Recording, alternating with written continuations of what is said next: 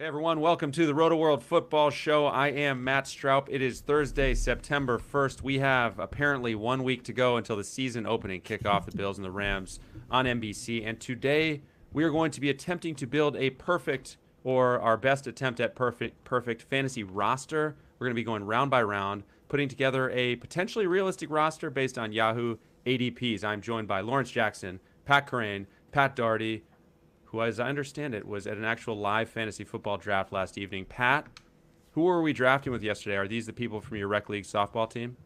My brother-in-law is on my rec league softball team, and we co-manage the team we were drafting last night. Wow, with a group of former accountants. He worked for the Deloitte Corporation, fresh out of college, for like 20 months, and then obviously got out of there. And but he managed to get into a really, really fun fantasy football league in 2009, and we've been drafting ever since. And, how did that go? Went well. I mean, I've got I feel like my voice is a little froggy today after having a few watery domestic beers last night. But, they're AB products, locally made, so they were good. Lawrence and Kerrane, do you guys do many actual live in-person drafts these days? I feel like it's maybe an increasingly rare occurrence. I got two. I got one tonight. I got one tomorrow night. Just with dudes I know from around the way. So yeah, we all about that life, man. I'm actually at one right now. I'm in a actually at one right now. Sorry, Pat. I'll be in Vegas drafting this year, so. That's not the same thing, though. You're doing like high stakes teams. You do any drafts with the boys? Live drafts don't count if there's too much money at stake. No. You got that bougie fantasy draft out there, huh? Do you have any in-person drafts with like college or high school or accounting firms? I don't. Yeah, I'm doing an auction, like a kind of a casual type league, but that's not in person, unfortunately. So. But the high stakes scene is changing a little bit. It's getting a lot more wide receiver heavy. So I was actually thinking that I should get in some more home leagues. If you got a home league that needs a guy. By the way, actually, Lawrence, I saw on Twitter recently, Lawrence, it appears you were in a draft where T.Y. Hilton got drafted. Is that a legit thing that happened? Oh man, yeah. Lawrence, if you guys are looking for someone, let me know. Oh man, I still can't get over it. And the dudes that I drafted with in that league, shout out to them dudes, the Rutherford Fantasy Football League in New Jersey. Love it. A lot of them dudes not on Twitter, but once I posted that and hundreds of people was commenting, like I put the link so everybody in the league could see it. And I had another draft with them same dudes the next day, and all we was talking about was the comments that people had from taking T.Y. Hilton in the 6th round. Taking T.Y. Hilton at all, let alone the 6th round. And what's funny is a lot of people in the comments couldn't even see that first. They saw Hollywood Brown going to 2nd, and they was like, oh, I thought that's what you was talking about. Like, nah, T.Y. Hilton, who still to this day ain't on no team. So, we'll see. Real quick, let me defend my T.Y. Hilton pick real quick here, guys. That wasn't me. I do have a lot of Will Fuller, so I won't for the first time here. Different vibes, though. I'm sure you got him in your last pick, next to last pick. My man wouldn't go in the 6th round if he was on a team right now. That's very true. Lawrence, real quick, what did you say the league was called? The Rutherford? I liked your league name. Rutherford Fantasy Football League. It's in Rutherford, New Jersey, which is about 5-10 minutes away from MetLife Stadium, where the two best teams in the league, the Jets and the Giants, play their football at. So yeah. When I heard your league name, it made me think of my league name, and I had never heard the story. I mean, the league I was drafted in last night was the Wayne Corbett Memorial League, and it was apparently called this because there was a precursor league to this league that fell apart over an argument somehow over Wayne Corbett, and these were all people who worked at Deloitte. And the guy was telling the story last night is like, it's like I can't remember. I wish I remember the details of the actual story, but like apparently there was like a shouting match, and like someone they challenged each other to a fight, and they said like careers were altered and like careers were stalled, and that there was a fantasy football argument involving Wayne Corbett apparently really, really shook up the St. Louis Deloitte office. That's some serious stuff. So the memorial is to the previous league, not to yes, Quebec. exactly. Yes. These guys are just sending like angry faxes back and forth to each other. Exactly. So lives were forever changed by whatever went down with Wayne Corbett. This had to have been 1998 then. It was like 98, 99. Yeah, it was around then. 1,083 yards, 8 touchdowns, 75 catches. Our researchers are on it.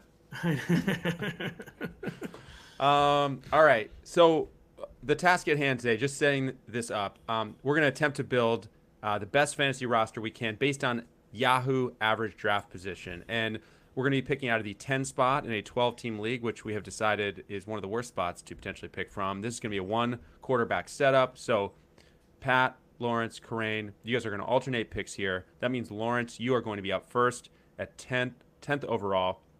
Anyone have anything they want to add here in terms of what we're doing before we get going? Are we doing PPR? Is that the... We're doing PPR. We're doing PPR. That's the official Rotoworld format we use now. So we're doing PPR. When I think rankings, when I think drafts and all that, I think PPR. Me too. All right, so we're going to go 15 rounds here in what is, again, a 12-team league, 1 quarterback. Lawrence, you are going to be up first with pick number 10. And, Kerrane, Pat, everyone, you guys can consult with each other. We are building a team together here. It's not every man for himself. It's one roster. Yeah, definitely. So when I'm picking at 10 with 2 other sharp minds here, I want to make sure that we all love, especially the first pick of the draft, because that's very important here. So we're at 10 here, and I'm looking at a couple of guys here. I see Stefon Diggs and Davante Adams, who's got an ADP of over. Both of them have ADPs of 11 and 13.9 here. So I'm gonna go. Being that Josh Allen is the consensus number 1 quarterback, I would go Stefon Diggs here and look for him to have the type of bounce back that he had with his first year with Josh Allen. So I think getting him at 10 is definitely a nice little target to have here. Because I feel like the running backs will go. Go ahead, Matt. Yeah, no. Finish your thought. Yeah, so if people are going running back heavy here with running backs that catch the ball, you figure Najee Harris will go. Even though Derrick Henry's being slept on, he's still getting picked within those first 10 picks. And then Jamar Chase will go before. So it really ends up between Davante Adams and Stefon Diggs. And for this draft's sake, I'm going to go Stefon Diggs here. And along those lines, like you said, he has an ADP of 11.7. You guys have, you guys as the drafters can jump down a couple spots. We're going to try to avoid going up in terms of ADP, but you don't have to take the guy who's right at that ADP that we have, which in this case would have been Najee Harris at 9.8. Lawrence went down a couple spots to take Diggs. Well, my first question is, did Jamar Chase fall in this draft? That's a big question. Apparently not. So Kerrane, I think bringing it down to Diggs or Davante is pretty good. But we were talking about before Gabriel Davis kind of a value on Yahoo. See, that's the part. Teamwork makes the dream work. And where are you at on Diggs versus Adams in general? Because lately I had a late break towards feeling I always had Adams ranked ahead of Diggs, but where I started to feel very strongly about that. And so what are your thoughts on Adams versus Diggs, Pat? I've been struggling. I mean, I have been Diggs, but I know what you're saying about the Gabe Davis stuff. I'm still hyped about Gabe Davis, and that's probably one of the things coming from best ball, where the more you think about in season long, you're going to have to put both these guys in your starting lineup every week. That's maybe not as fun as putting Adams and Gabe Davis if you're really set on getting Gabe Davis. So if we are set on getting Gabe Davis, I'm fine with Adams here if Lawrence is. But I also think this is, to Lawrence's point, the number 1 quarterback. And if you have both of his top 2 weapons, and I think those are very likely to be his top 2 weapons, I also think that's totally fine. I mean, you can stack in season long. It's not just a best ball thing. You bet on the Bills to roll this year, and there's a very good chance they do. Your team's going to be great. Yeah, the main reason I don't stack in season long is purely for fun purposes, not any strategic purposes at all. It's like purely for fun. Yeah, no, I actually personally have Devontae Adams one rank higher than Stephon Diggs, but since I have him so close, I was like, yeah, we'll switch it up. But I'm feeling like the temperature in this room is on Devontae Adams, so I have no problem with going Devontae Adams. Well, Kerrane, you break the tie because I just feel more confident in Devontae's like massive target share. Or I just been wondering if we saw like any signs of maybe actual decline with Steph Diggs. That just seems kind of silly, but I do think the Gabriel Davis phenomenon is very, and just beyond wanting Gabe Davis in the league, wondering like he might cut in to like a significant degree. Whereas I feel like the Raiders are gonna be in warpath mode with Devontae Adams. Like, want to prove this was a smart thing to do. They want to prove they have the chemistry, and it like we're like splitting hairs. But I just feel ever so slightly inclined towards Devontae. Did you guys see that interview that Devontae Adams gave on his route running? Yes. No. Yeah. With the pivot. Yeah. That's That'll make you feel like you have Devontae Adams ranked too low. I would recommend checking that out if you're. There's no need to break the tie because we're going Devontae Adams. All right, we're going to Devontae. We're going Devontae. Wow, a late pivot. I feel 100% great about taking Devontae Adams at number 10. I got no problem with that. All right. Wow. Okay. Well, so we have a right before the 8-minute clock expired, Lawrence got the pick in. It's Devontae Adams at number 10. And by the way, speaking of Stephon Diggs, I'm told that he will be on the Fantasy Football Happy Hour with Matthew Berry on Friday, so look out for that. Where you can be asked about being passed up by us. And you can also ask, Stephon Diggs quote tweeted me earlier this offseason where, like, I forget what my exact tweet was, but it was something about Steph having a down season last year. And I was getting buried in the mentions, like buried, like lol, like yeah, down season, 1,200 yards, quite a down season. But then Steph Diggs, like matter-of-factly weighed in. It's like, I had a down season last year. Really? Like, that's incredible. He was like clearly like angry about his season and trying to use it as like motivation. Where like he was basically, yeah, the man is right. I had a down season. He's got your picture up on that locker room. Well, I don't think he was basically just like, yeah, the guy's right. And I don't even think he was using me for motivation. All right. Amazing. That's amazing. We're going to Kerrane at number 15 now with our second pick here. We have Devontae Adams. I was all ready to have Stephon Diggs on the roster, so I'm readjusting. But Kerrane, you're up now. I'm going to go DeAndre Swift, who, when you, Lawrence, were talking about going with Diggs or Adams, I was pretty happy. I mean, I know you guys know I like wide receivers, but I also think if you're trying to figure out, like, okay, the 10 spot's not a great spot to be in, and you're taking, I think, a player that, if you're looking at running back and wide receiver, is clearly a tier break, maybe 2 tiers below the guys that the top of the draft is getting, right? Like, you go to any of the running backs, they're not in the CMC JT tier. I don't even think they're kind of in the Eckler tier. The wide receivers are not Justin Jefferson and Cooper Kupp. They're not even Jamar Chase. So how to play that, I think, is which tier is bigger that you're now going to get 2 players from. And I think the running back tier that you're looking at extends like all the way to the end of the second round, where the wide receivers, you get one of Devontae Adams or Diggs. I think those guys are probably in a class above CeeDee Lamb. So it makes sense to get one of those guys, and then you got your pick of the running backs. For me, it would be DeAndre Swift. Just looking at his receptions from last season, I had forgotten that he had this shoulder injury in week 10, and you see, oh yeah, they were managing him down the stretch. He had 4 receptions in every game prior to week 10. He is behind what could be an elite offensive line. I think he basically just, to be honest, he almost needs to just like do what he did last year at the beginning of the year and then stay healthy, because he's such a dynamic receiver and he's clearly the guy they want as the primary receiving back. But also, if he just captures a little bit more of the rushing workload, he can be an absolute smash. I think he can potentially have one of these legendary seasons where he, hits like 23 points per game, wins you the league at this ADP. I pair him with an elite wide receiver. If you get that from Adams or Diggs, I think you're cooking. So 17.6, the Swift ADP, so slightly below the 15, but well within My canned reason. DeAndre Swift line this year is that he's just like an Austin Eckler season waiting to happen, basically. Yeah. And I have him as my RB1 on a scary amount of teams. So really need him to stay healthy. Jamal Williams, really need you to continue gently declining, even though you seem to be a peach of a human, and we all love you. We're all rooting for DeAndre. Sorry, Jamal. Yeah, man. 90 catches definitely in the realm of possibility of a player like DeAndre Swift. The other players I was thinking about is Saquon Barkley and Alvin Kamara.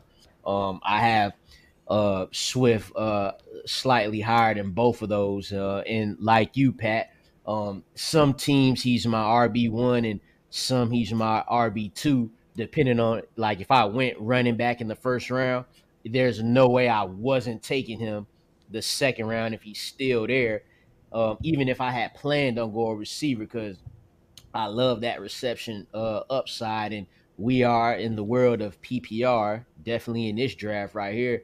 So let's ride with Swift, baby.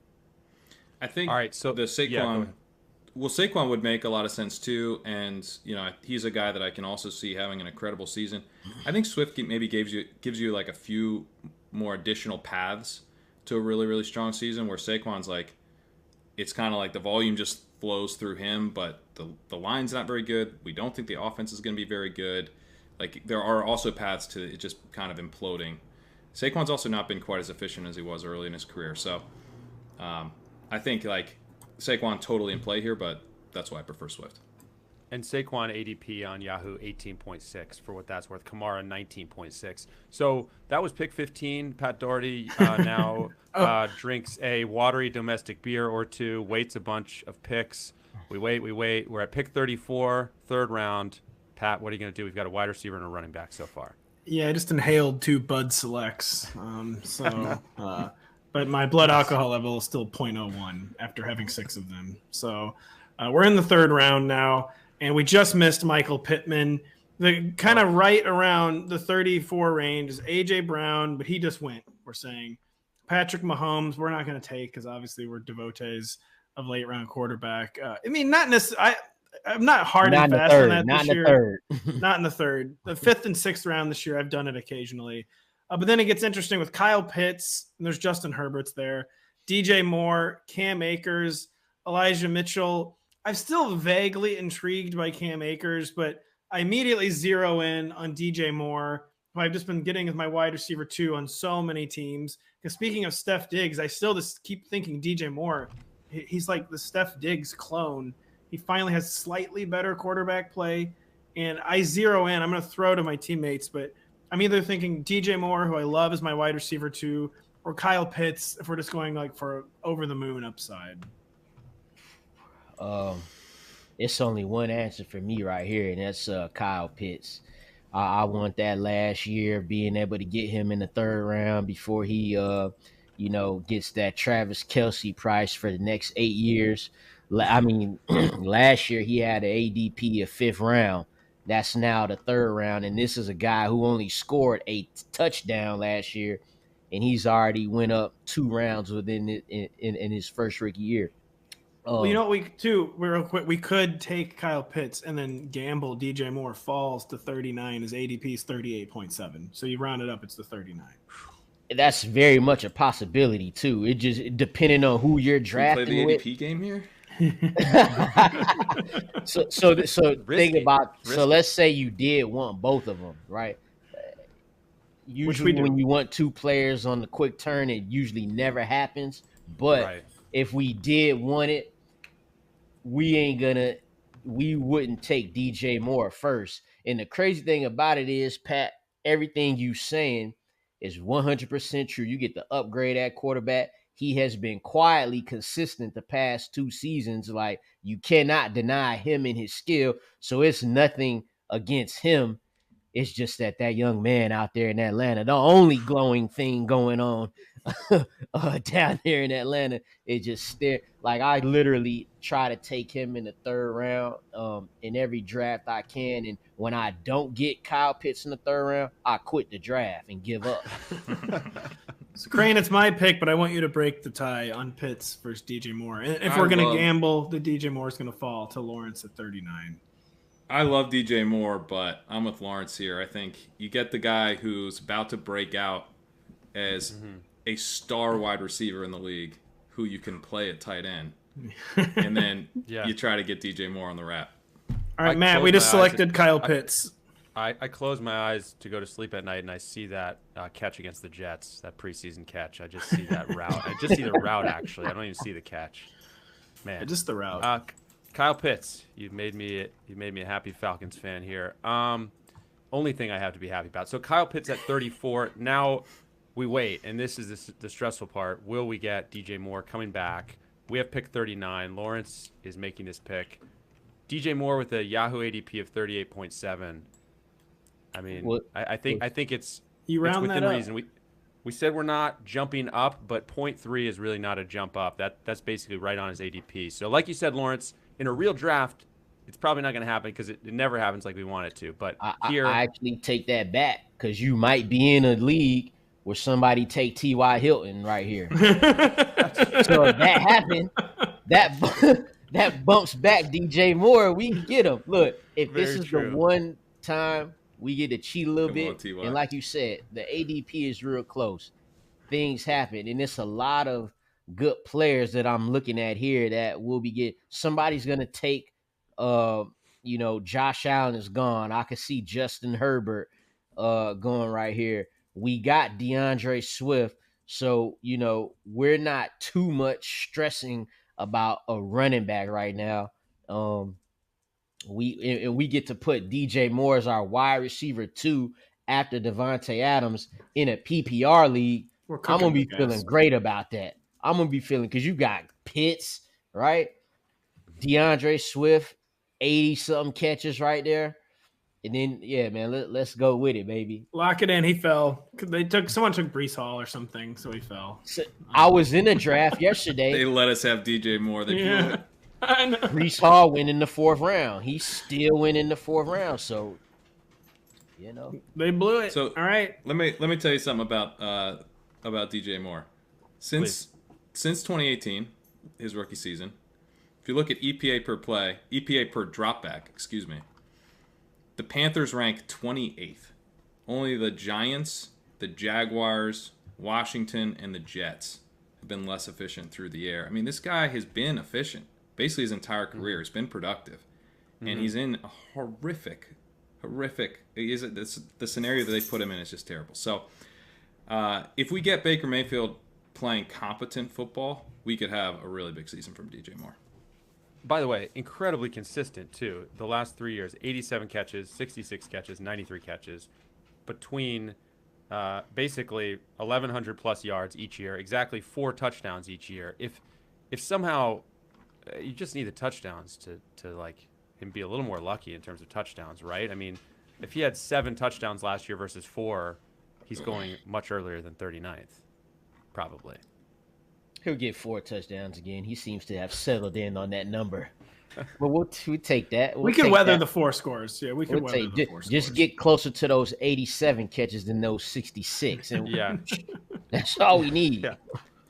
Yeah, and be competent enough on offense that you can actually have okay passing volume as well, All right, that was pick 39. Now it's Kerrane at pick 58. All right, so 58, we probably need another receiver here. Or, I mean, we could. It's a home league. The receivers are going to fall a little bit, Pat. Running backs don't fall. I like how he just switched it to a home league just last I think even in a home league, you want to go receiver. I think you could maybe go quarterback. I was going to say, you could maybe go Kyler or Jalen Hurts. The running backs are not looking appealing. It's like J.K. Dobbins, who the mystery deepens. A.J. Dillon. Like, do I really want a team's number 2 running back to be our number 2 running back? Gibby, whose ADP will keep falling. So I think, Kerrane, you diagnosed it right that it's quarterback or receiver. Probably receiver. So there's several guys who kind of go on the 4 or 5 turn here in more like high-stakes leagues and best ball leagues and stuff. And if you can get them at the end of the 5th, I think one of Jerry Jeudy, Juju Smith-Schuster, Amon-Ra St. Brown would all be pretty interesting here. I lean Jerry Jeudy. Excuse me. Where are you guys at on that? Juju is where my ears really perked up, and kind of Amon-Ra, where I've been having a crisis of confidence with Amon-Ra lately. Like what this guy did in like a really adverse situation. So we're kind of writing off Amon-Ra St. Brown in some ways because he was the only target. So of course he got all these targets, and of course he got all those receptions. But it's also like not typical for a 4th-round rookie to make themselves the only target, and be the guy that like steps into that void.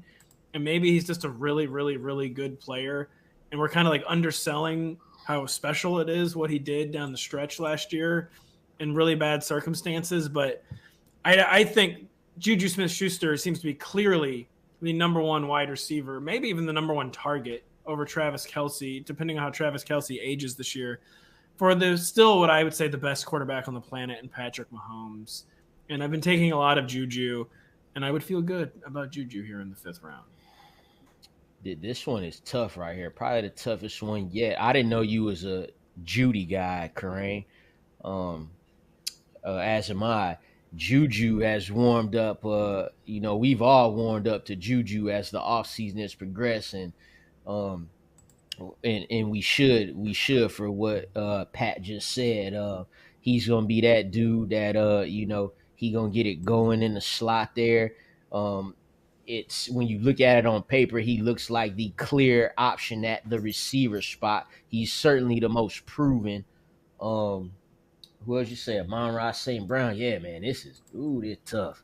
So let me say you guys a little bit on Judy, because I think with the Juju stuff, I know it's a more exciting quarterback in Patrick Mahomes, but still pretty good quarterback in Russell Wilson. Let me sideline you there, where I'll go down narrative street, where it just seems like people are like they're acting like Russell Wilson and Jerry Jeudy can't get on the same page, even after Tim Patrick was injured, Kerrane. So sorry to continue your spiel. Yeah, and the reports out of Chiefs training camp are that they expect Juju will be the number one wide receiver. He was dealing with this knee thing. He's also been, maybe this doesn't matter, but absolutely terrible for like 3 straight seasons. That's fine. That's not a big deal. That's not generally good. That's not a big deal. So I get a little bit nervous with Juju, where I'm underweight in best ball, and I'm kind of happy about that. I'm a little overweight in my high stakes leagues, also happy about that, because it feels very like he's the kind of guy that I want to be able to move on from, or I want to be able to find out, like if he's going to massively hit, which I think he can, great. But I also do worry about what does his role look like down the stretch. If Sky Moore comes on and, like Juju's not exactly delivering efficiently, then, he could be in trouble. So I agree he's got the role to start the year, but I don't know about to close the year. What interests me about Judy is that, again, similar dynamic where he's getting a massive quarterback upgrade, but he's also been in pretty bad situations his first 2 years. Yes. He was, in his first year, he had an 8 out of 14.6. He played 66% of his snaps out wide. That's not really what we expected from Jerry Jeudy. He was kind of this, pristine route runner who gets open with ease. Not necessarily a deep threat, but they needed him to be that because Courtland Sutton tore his ACL. So he is that, and he's not terrible. He wasn't great, but 1.66 yards per out run as a rookie, it's respectable. Then last year, he deals with an ankle injury the whole season. He still had 1.85 yards per out run, which is pretty good. So if we get a healthy season from Jeudy playing in position with Russell Wilson, I do think there's a lot of upside. Well, I've loved Jerry Jeudy at first when Russell Wilson first went there, because he's kind of, tell me if I'm pronouncing this word correctly, he's kind of a good facsimile of Tyler Lockett, I thought, was like a guy who spends a lot of time in the slot, but actually did kind of have a profile as a big play threat, at least coming out of Alabama. Not so far in the NFL. Injuries and quarterback play have surely had a part in that. But I did think he profiled somewhat interestingly as a Tyler Lockett type. So it's been interesting to me that the reports have just been very negative. I don't. It's weird. They're not even so much negative as they are mysterious. Remember, Kerrane, we were hearing. But Sutton getting a 35% target share? There's no he did, or he did early in his career. But I tell you what, it's pretty good. If We've Jerry also now had Jeudy, a facsimile and a fax machine reference on the same episode. I just wanted to note that. But carry on, Lawrence. If Jerry Jeudy this summer got caught on camera out somewhere at a barbecue with Russell Wilson, that's who we would be drafting right now at wide receiver 15. They're like, oh man, they got that chemistry. They hanging out together. I don't think Russell Wilson be at them type of barbecues like that. But if they was, and it was Jerry Jeudy, like if Jerry Jeudy brought Russell Wilson down to South Florida to kick it, and you know what I'm saying? You know, he brings Sierra with him, and they kicking it at the barbecue with Lamar Jackson, and they see that on social media. They're like, oh, you see that connection? And that's how we would, you know, so. But like you said, I legit think that if something like that surfaced, his ADP would jump by like 100%, 100%. So I'm gonna for right now, I'm gonna even though it's hard to do because we know how good Amon-Ra St. Brown is, just because of the quarterback and the team, I'm gonna take them off to make it easier for myself here. Now we got Judy and Juju. Judy. All right, yeah. Break the tie. The clock's almost winding down. Being typical me, though, I have to make a quip real quick. Russell Wilson's never had a domestic beer in his entire life. But now Jerry Jeudy it is. Jerry Jeudy, exactly. I was going to say, you guys, I've always loved him, and you guys were both partisan to him, so we just took Jerry Jeudy. Kerrane, I think it is actually technically your pick. Are you good with that? Yeah. Okay. That's who I wanted. Yeah. Okay, Jeudy. So Jeudy at 58 to us with a Yahoo ADP of 65.4. We have 5 picks down, 10 more to make. We're going to speed up as we move forward. First, we're going to take a quick break. Prep for your draft with the latest player rankings, projections, and more in the NBC Sports Edge Fantasy Football Draft Guide. Plus, it is powered by Rotoworld, the premier source for player news and fantasy information. Take advantage of our preseason special and get the draft guide for $5 when you use the promo code DRAFTGUIDE at checkout on NBCSportsEdge.com/draft guide. Also, don't forget to check out Matthew Berry's new show, Fantasy Football Happy Hour, with Matthew Berry. The legendary fantasy football analyst is back with NBC and Rotoworld doing what he does best, discussing sleepers to draft, rolling out his love-hate list, breaking down who to start and sit, and more. There will also be plenty of actionable information along the way for you sports bettors as well. Check it out weekdays at noon on Peacock, or listen to the show in podcast form wherever you download and subscribe. Okay. We've all had a domestic beer during that ad read. Pat Daugherty back on the clock at number 63. I mean, I'm just going to say it. Amon-Ra St. Brown's ADP is 71. Juju Smith-Schuster's is 65 something. I mean, both of those guys are incredibly still available here if you decide to go that route. Juju is still available, but we took a guy, a high target guy, or at least what we want to be a high targets guy, in Jerry Jeudy. I think it's time. We do need a second running back, but we got to get like that shoot for the moon upside. We can't believe he's fallen this far. We're going to take Gabriel Davis, whose ADP on Yahoo is 2 spots ahead of the Bills defense. So things are getting hot as part of the draft board. And that's home league drafting for you. It just really is. Let's talk it through. Do you want to without even talking it through? I picked Gabriel. I picked Gabriel. Bill's defense might fall. Let's see if they fall. Yeah, let's see. Okay. I was going to say Bill's defense, but Gabe Davis. We have 4 wide receivers now. Obviously, we do. We can flex one of these guys, so no worries there. Well, maybe this is a 2 3 flex or 4. league. I think we have 3. No, we're up to 4, Kerrane. We snuck in. Did we take Pitts? There I forgot about DJ Moore.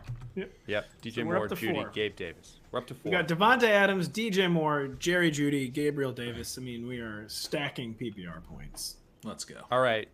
T.Y. Hilton and a bunch of T.Y. Hilton was already gone, but some other guys just got drafted. Lawrence is now on the clock for the squad at pick number 82. Now it's tough because we still only got 1 running back, and I'm looking at the guys right here. There's some good receivers here. Right. I will say there's 2 running backs that stick out to me. I'll see if Lawrence. Well, I actually see 3. I see Rashad Penny, Ramondre Stevenson. Well, Chase Edmonds is at 80 ADP right now. I'm swerving. I'm not looking at Miles Sanders right here. I think I'd be Devin Singletary is who I would look at actually after Rashad Penny and Ramondre Stevenson. Ramondre Stevenson actually, what round are we in? 7 or 8? 7. We're 7. Yeah. Here's the thing, Lawrence. We're at 82. Ramondre's ADP is 91. I think he's going to fall to 87 is what's happening with Ramondre. And Marquise Brown and Rashad Bateman are here. I'm just saying. They are, but Kerrane, I'm a Rashad Bateman guy. If y'all say, hey, let's go another receiver, I'm smashing Rashad Bateman. I think we do it. I mean, we can always get running backs later. I will say I would actually strongly consider Miles Sanders or even Rashad Penny. Who, like Rashad Penny, it could be like kind of a frustrating true season long investment, but like Rashad Penny, I feel like could be stealing matchups for like the first 4 or 5 games of the season. He was the best, quite literally the best running back in the NFL down the stretch last season. And like Pete Carroll is acting like Kenneth Walker is like never going to walk again, even though he just has a hernia. I'm not really sure what's going on there. I do think Rashad Penny is going to be like explosively valuable early in the season. He right at 87 too. Kerrane looks like he just died inside while you're talking about Rashad Penny. We could do Bateman, and then we could. I saw his soul leave his body. His former Rotoworlder Rich Rebar recently said on a podcast, RB2s are the most replaceable thing in fantasy football. They are. It is true. Which is why I think we let's could wait go for Rashad Bateman. Bateman, it is. Rashad Bateman, pick 82. Lawrence is celebrating. He's excited.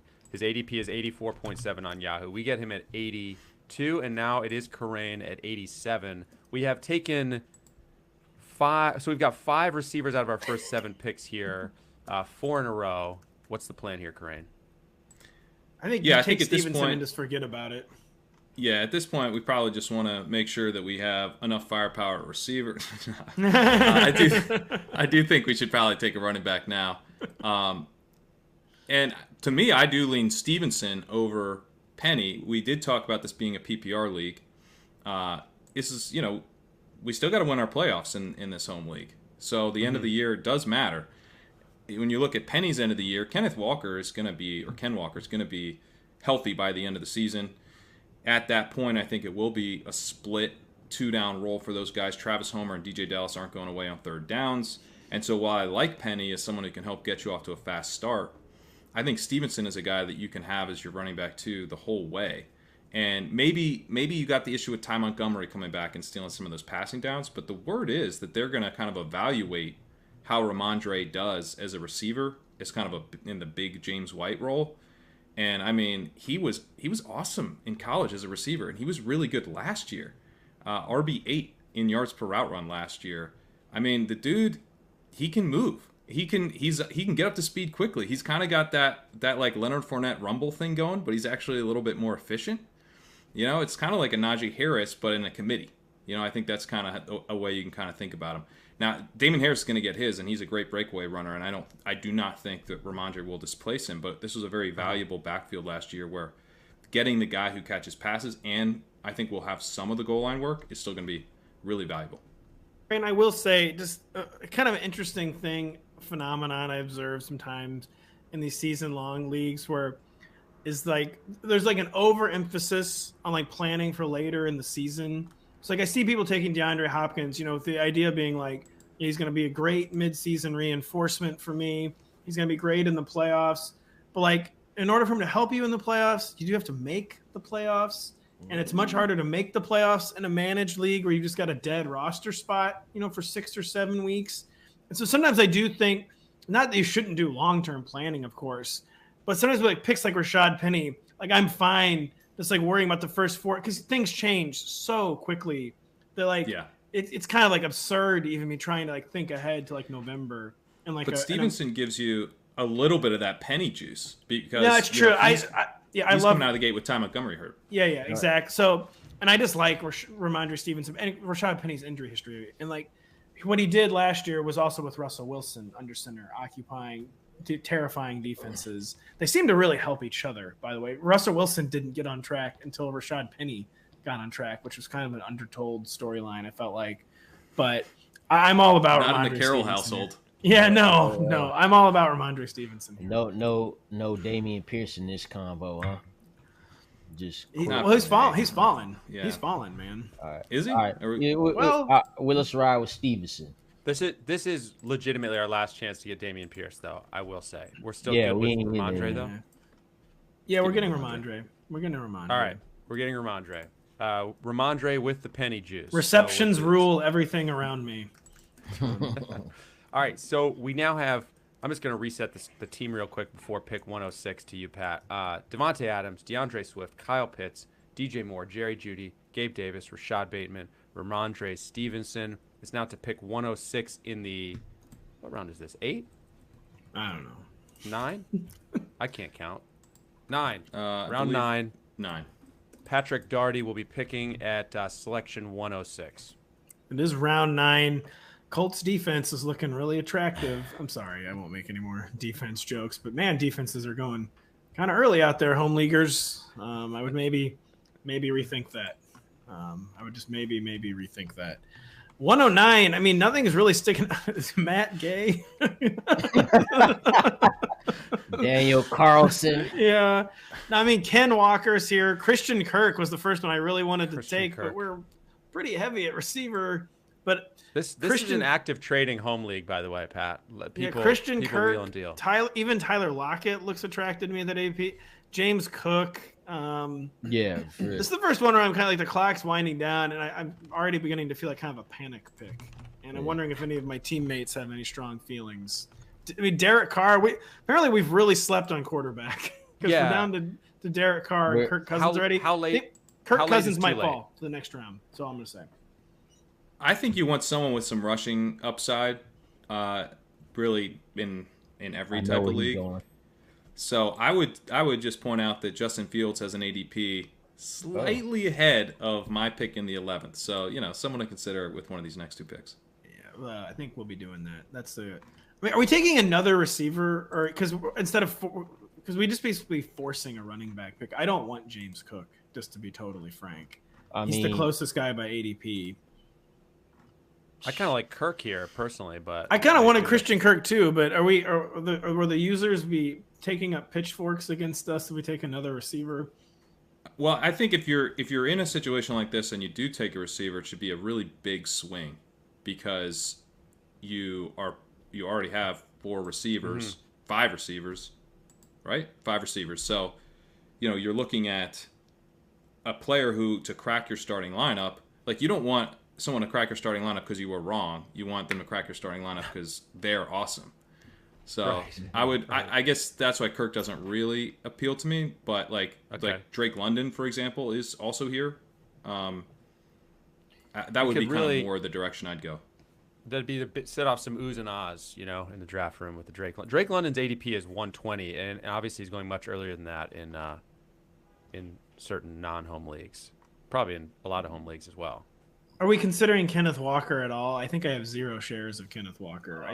I think it's too early for guys hurt. Kadarius Toney, by the way, also I think would be a high upside swing. Well, how far off ADP are we going is the thing. I think we got to reach here.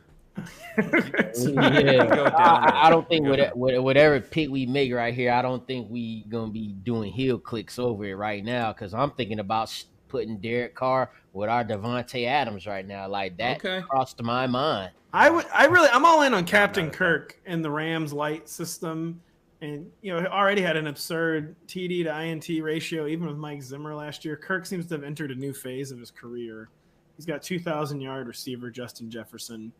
I'd say we either take Kirk with our next pick, Justin Fields with 2 picks later. And I actually, before Kerrane mentioned it, I think we should take Drake London, just to be perfectly honest. That's okay. Fun. It's your pick, Pat. Or Tony. The clock's winding. I just took Tony. He was top of the queue, and I just took Kadarius. We just auto-picked Tony? I auto-picked Tony. To the last second, I panicked. Like, do I really want 2 Falcons? That's what happens to that's what happened to the Jaguars last year. Yeah, I know. So seriously, big facts. When they got sniped on Tony. Tony 125 ADP on Yahoo. That was pick 106. That was our biggest reach yet. But we're getting to that point in the draft where you kind of just got to go get the guys you want. And he was top of the queue. We couldn't make a decision, and we took Kadarius Toney. We're simulating a real draft, so like a panic pick is good to have at least one in there. This is Lawrence. 111. Pick 111. Yeah, we gonna make it simple right here. Not the sexiest pick out there, but he was quarterback 11 last year. We expect him to do a little bit better this year. Kirk Cousins, man. Let's just go ahead and solidify. Let's actually do it. Yeah, I'm actually all about it. Just solidify that, and just see what happens. But we will get another quarterback.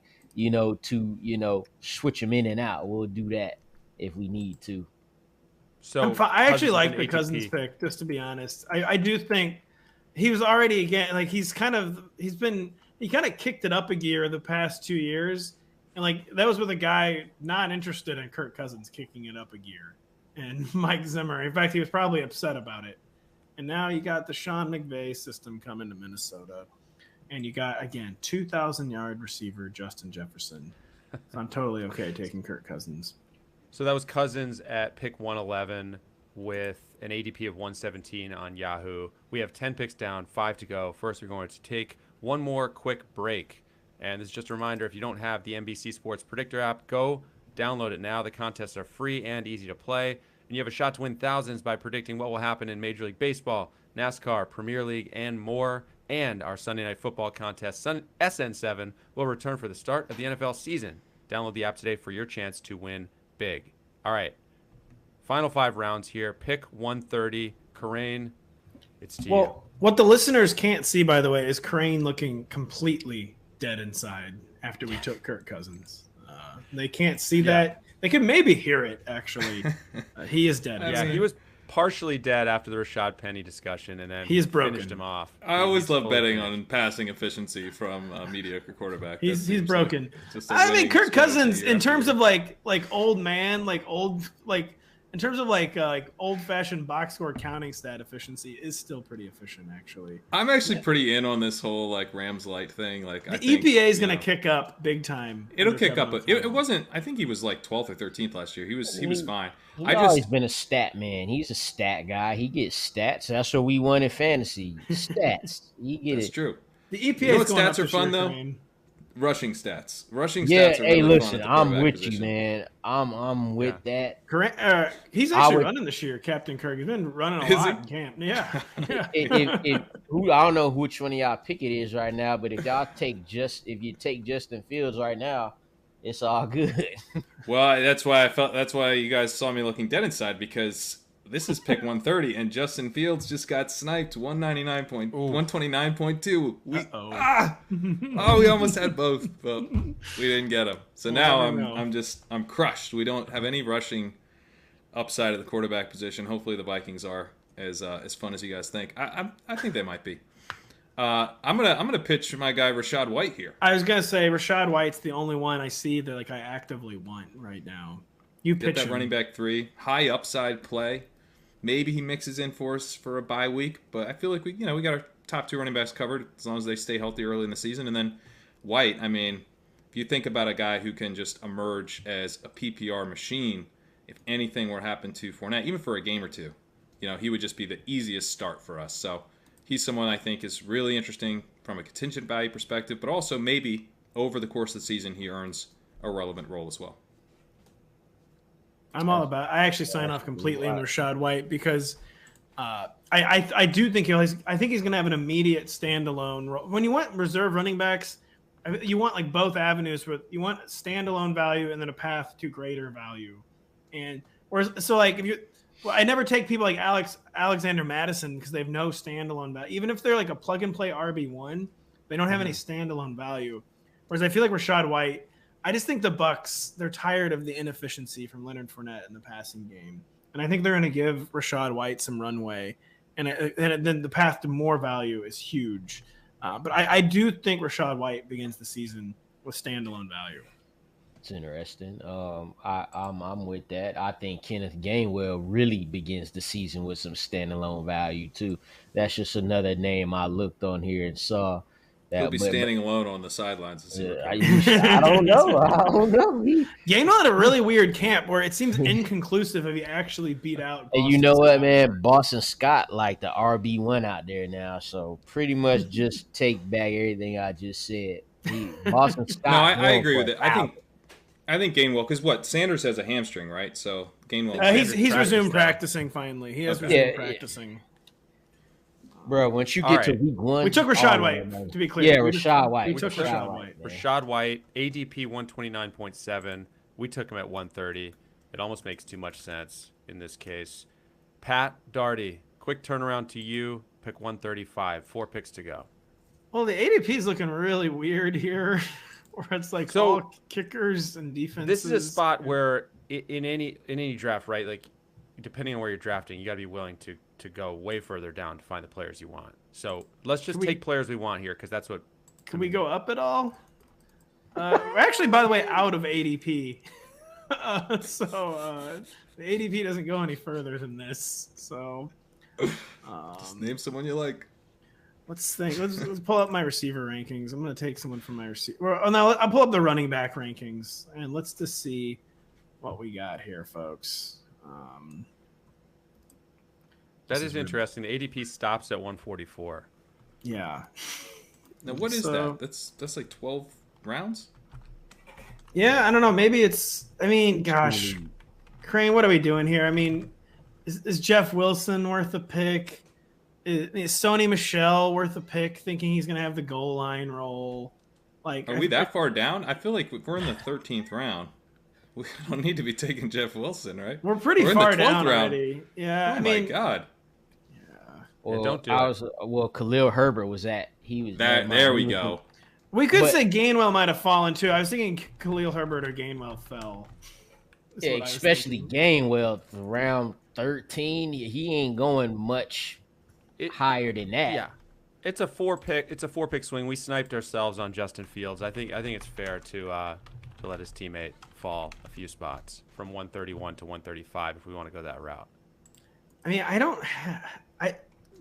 David Montgomery played 20 of 22 snaps with Justin Fields in the first team offense the other night. I'm kind of not sure about the narrative that Khalil Herbert will have standalone value. But I am sure about the narrative they're going to be a run-heavy team, and that when he played last year, he was quite good. And let me throw a few receivers at you who are also in this range. You've got Rondale Moore with an ADP of 131. You've got Isaiah McKenzie, who apparently is hurt with undisclosed injury, around 132. And you've got Nico Collins at 132. Nico Collins caught my eye. A fast improving Michael Gallup at 134. I also thought about Kerrane. Is it too boomer to go Kenyon Drake, who I think is going to have an immediate early season role? I really do. That feels a little early in the 12th round. What is it really only the 12th round?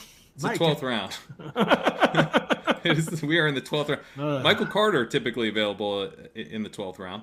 That's the easy pick right there. Well, if Michael Carter's available, I feel like he's not available though. I actually took him in the 10th round last night, so that might Tyler Algier.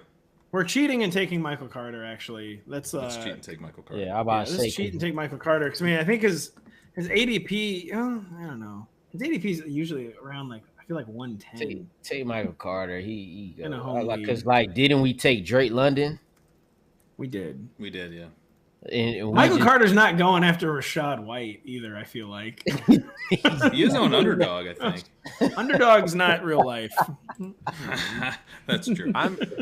What about Tyler Algier? He gets load up on the Falcons this year. I don't know what the Falcons' number 8 running back, but Michael Carter, Yahoo ADP is 123. I'm not going to allow jumping up 12 spots. Too far. No, he fell. He actually did fall. Never mind. We're taking Michael Carter. Yeah. I will say this, Tyler Algier, after I don't know who they brought back to the team, but when they made the initial cuts to 53, the Falcons only carried 3 backs, and Algier was one of them, along with Daryl Patterson and Damian Williams. And he did get run with that first team offense with Mariota, who is still available as well. We couldn't sell you on Khalil Herbert. What about Zamir White? Another guy who might be. I'd much rather have Khalil Herbert. Can we take him or not? Judges. Khalil Herbert, I think, is in range. I got to double check. Yes. Just take Khalil Herbert. He'll carve out a standalone role, even if he doesn't have it to begin the season, and massive insurance back value. Khalil Herbert is at 131 essentially. All right, I hit him. We timed out actually again. Okay, so that was pick 135. We got Khalil Herbert. 3 picks left, 1 for each of you. Lawrence, it's pick 154. All bets are off. We only have 2 picks left, I thought. No, you're picking at 178. No, you have to pick again. Oh my God. Yeah, we want to see how that goes. That was not your last pick. So Lawrence, we're kind of past the. We're almost past the Yahoo ADP range here in terms of. So that's what it's making it confusing. Is we are past the ADP of Yahoo.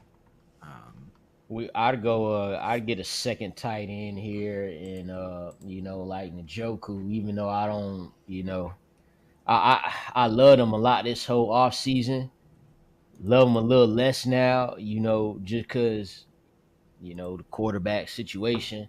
But again, we got Kyle Pitts as our top tight end, so really we're down to our last 2 picks or whatever.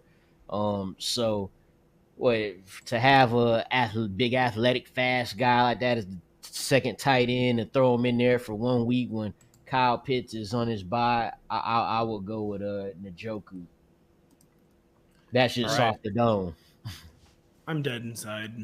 The Njoku one, I like that as a second tight end pick because first of all, we have Kyle Pitts, so we're not like really interested in kind of like okay, you could take Tyler Higbee or something who's definitely got a every route roll with the Rams, but Tyler Higbee's not very good. We know that. Actually, I like Robert Tonyan too. That's an interesting one too, because I was going to say Big Bob Tutty is what I was going to say. But with Njoku, we do at least get to see in week 1, like, does he have a full-time role with the Browns? Because if he does, I think he's really interesting. And if he doesn't, we just cut him and move on. Mm-hmm. That's actually fine. Yeah, take him. Okay, we'll take it. Pick 159, 2 to go. Kerrane, any later round targets here? So 2 guys here I think are kind of interesting. They're both early down running backs. But I mentioned Zamir White. He's still here, guys. It's 2 rounds later. What do you think about him here? It's pretty interesting. I think there's not much more a team could do to show that they're not interested in a running back than the Raiders have done with Josh Jacobs. I suppose they could have cut him like they did to the other first-round picks of the previous regime. But, it's not looking great for Josh Jacobs. And Zamir White had not the best college career, but he's the number 1 running back recruit in the nation, tears the ACL of both knees before he plays a college snap, and then he had a really strong combine. So I do wonder if maybe the college profile is kind of something you throw out, especially because he really seems to have impressed the coaches in his first training camp. So kind of a high upside swing, get to see what we have in a running back early in the season. And then another guy, not really in that mold because he's 30 years old, but Raheem Mostert, we get a sense how big is his role? I'm pretty interested. There it is right there. I would say take Raheem Mostert because, it definitely a vote of confidence Raheem Mostert when they cut Sony Michel. It is interesting when a guy that is like, he's just a change of pace back. Like, they're going to want him. That's like the definition of what he does. He comes in and changes the pace with his, blurring speed. But you want a guy who can, win a week on only, 8 or 10 touches because of 8 or 10 of those touches, if 2 or 3 of them are, explosive runs. They can flip a matchup. So I actually like Raheem Mostert a lot there. Fire him up. Let's go. Mostert, I like how Kerrane gave a long sales pitch for Zamir White, and then was like, "That's Raheem Mostert," and everyone's like, "Yes, Mostert." Yeah, right. It's like, okay, well, I've actually been trying to sell a number of people on Zamir White, and I get crickets every time, so I'm used to it. I'm interested. I Brandon Bolden season. I just don't understand. Yeah, how it works out. How is their path to enough touches there? Yeah, it's definitely ambiguous, but I feel like if you're betting on ambiguous backfields, typically it's been a high-value backfield, Josh McDaniels' backfield. The offensive line's no good, so maybe this one won't be. But, you take the cheap guy, and you take a guy who might be really talented. It's like the reason Zamir White's going where he's going is because we don't know if he's any good. But, I'm pretty sure Josh Jacobs isn't that good. He's not going to consolidate it. So let me dive into the uncertainty at a cheap price. Let me ask you guys this before we make our last pick here. Speaking of uncertain backfields, where are we at on Isaiah Pacheco at this point? At one point he was going really, relatively high in drafts. Now I want to quickly go around the room. What do you guys think? Is he? What's his situation right now? Do we know? Do we have any clarity? I was never hopping hard on the Walter Payton Pacheco bandwagon like that. Some people even thought he was gonna start. He ain't starting. He'll be a nice little. He gonna do the kickoff returns for him. He'll be a nice little kick returner, and I don't know, maybe get 3-4 touches a game. Maybe Jared McKinnon is solid right there. And remember, they still got Rojo. They still got Rojo. That's all I'm gonna say. Yeah, that was a hammer blow to Pacheco, who was basically in like hand-to-hand combat with Rojo and needed to knock Rojo off the roster, and he didn't. And he did not do it. Now, I think Rojo will be a healthy scratch to begin the year because Pacheco is the kick returner, and they kind of don't need both guys every week. But it certainly hurts Pacheco's contingent value. Like if CH were to miss time, Rojo's active. There you go. So it's always going to be a three-way split. Mm-hmm. And CH was getting the short yardage work in preseason, and McKinnon was getting the receiving down work. So that leaves Pacheco with a lot of low-value touches. He didn't really look that good to me in preseason, and his production profile is really bad. He's fast and he's got decent size, but I don't know. I've been skeptical this whole time, and I agree. Especially the contingent value part of this is hurt by him.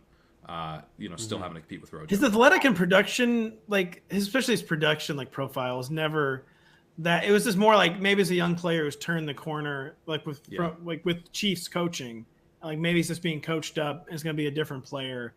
But yeah, he had to knock Ronald Jones off the roster. I'll draft Raheem Mostert before Isaiah Pacheco. Would for sure all of like McKinnon? What about more? And McKinnon? I was going to ask you, would you rather have McKinnon? Yeah, I have a ton of McKinnon. Easy money. Especially McKinnon. Last question: McKinnon or Zamir White? Easily McKinnon, because we've at least seen McKinnon produce in the end. And the biggest games of the year, they trusted him as their third down back, the Chiefs. Yeah, Zamir White. I feel like we don't have a true handle on what in the world the Raiders are going to do with their running back group. I just don't think we do. They're different bets though. Like McKinnon, if you're like, I've kind of taken some big cracks early on, and maybe I didn't go, running back super early, and I don't feel great about my RB2 spot. Then McKinnon could really, really help you out. But Zamir White, it's like if you're looking for upside, I think Zamir White's probably got a higher ceiling, especially down the stretch if he can consolidate the rushing role. Zamir White was drafted by Josh McDaniels. Simply, he fits his running scheme. He fits that gap running scheme, which when you look at Zamir White, look at Damian Harris there. That's why they have him. So he definitely got some type of future right there. All right.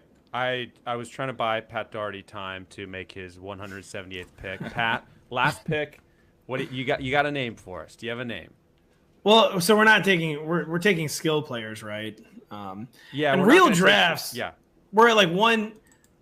I don't know what's going on with this ADP here, but it kind of peters out at the end. I mean, normally you can still. This is not in really competitive leagues, but this is still kind of like Josh Palmer and Nico Collins zone, and a lot of these home league drafts. I don't know what's going on with this ADP here at the very end. I mean, do I have to go off the same ADP list we've been using, or am I allowed to expand my mind? I switched out. Yeah, I think when the road ended, I went elsewhere.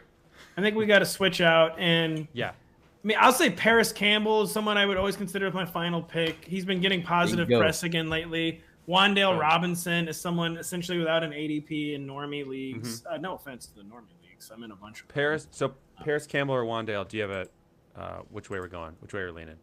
Probably Wandale, just because the Giants seem really open to him claiming a role. Kenny Golladay seems to be a failed state. Sterling Shepard is always injury prone, coming off a major injury. Darius Slayton barely made the roster.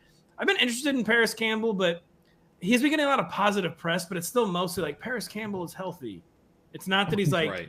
I wanted it to be more like he claimed this role, and I guess he did claim the role, but everything's more about being happy that he's healthy and not necessarily that he's taking and running. Hey, sometimes that's all you need. That's all you need sometimes.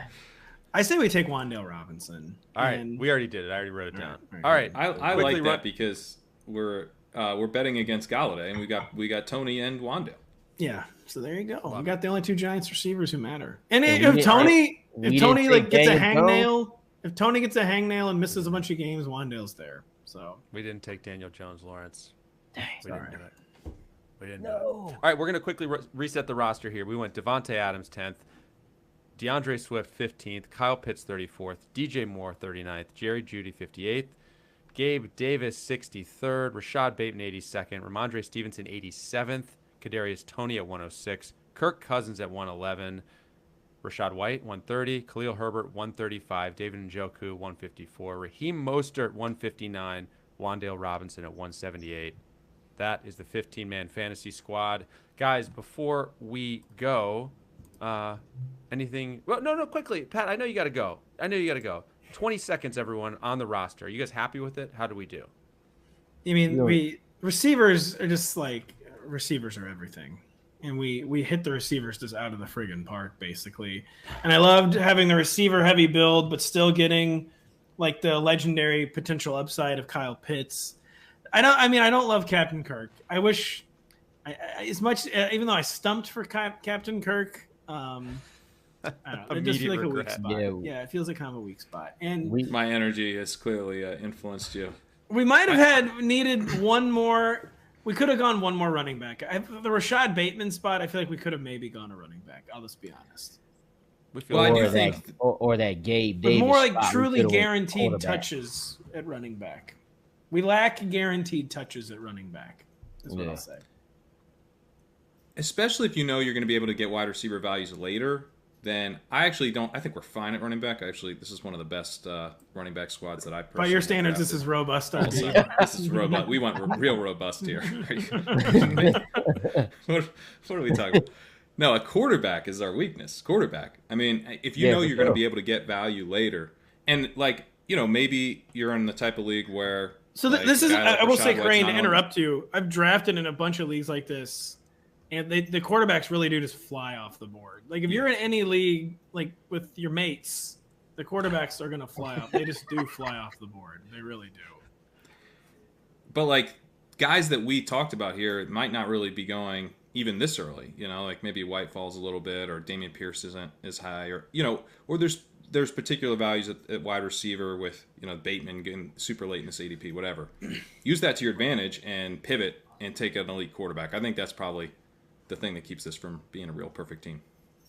Yeah, so I say, the fantasy football regular season is 14 weeks.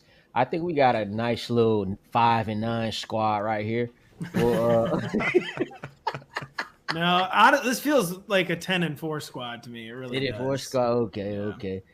We'll make a trade. We'll make a trade for a quarterback. The thing is, even if you feel like quarterback, will easily we can play matchups if we really need to. We'll get guaranteed running back touches off the waiver wire within the first 2 to 3 weeks, depending on what injuries pop up. Like, you see the guy from the 4 hole? He took 4 quarterbacks. He's desperate to trade one. We're fine. Just waiting. Trevor, a great home league Trevor. trope. He does that every year. Trevor does that every year. It's a really great home league trope. He also took T.Y. Hilton in the 5th. That was crazy. Yeah. Weird draft. He just offered us Kyler Murray for DeAndre Swift. We're gonna have to negotiate. All right. We'll get online with Trevor after this and hash something out. Before we go, fellas, anything you want to mention coming up on the site or the podcast? Check out my last-minute rankings, which were posted on Thursday. And, of course, check out our draft guide ahead of this final weekend of drafting. I'm about to publish the walkthrough, week 1, which you'll have plenty of time to read before we actually have football. It's a beast, but there's a lot of good stuff in there. Check it out. Rotoworld.com. Yeah. Tomorrow I'll be publishing an article about a mock draft, a 12-man mock draft I did with other fantasy experts. So, that'll be closest. Since this is probably the last weekend of drafting, it'll give readers, a chance to lock in and see where everybody's going right now, because a lot of things have changed in the past month, even weeks, really. So be on the lookout for that. All right, that'll do it for us. Don't forget to subscribe to the show on Apple Podcasts, on Spotify, wherever you listen. Take a second to rate and review us as well. Want to say thanks to everyone for listening on the podcast and watching live with us. Pat, Lawrence, Kerrane, thanks to all of you guys. We'll talk to you soon.